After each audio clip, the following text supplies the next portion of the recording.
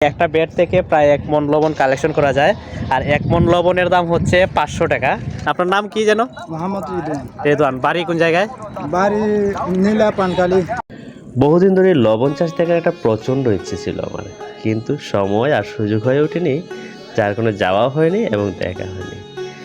আমাদের নিত্যদিনের সঙ্গী মহা গুরুত্বপূর্ণ এই খাদ্য উপাদানটি কীভাবে তৈরি হয়, কীভাবে প্রক্রিয়াজাত হয়ে আমাদের হাতে এসে পৌঁছে, সেই বিষয়টি আজকের এই ভিডিওতে দেখানোর চেষ্টা করব।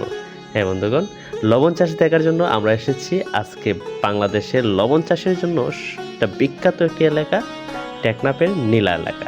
এই এলাকাটি লবণ চাষের জন্য খুবই বিখ্যাত এবং প্রচুর পরিমাণে লবণ উৎপাদন করা হয় এই নীলা এলাকায়। মানে পানি দিয়ে আগে মানে পানিগুলা কই থেকে আসে? ও, খাল থেকে তোলা হয়। তারপরে এই পানিটা শুকায় কিভাবে? রোদে রোদে শুকাই যায়।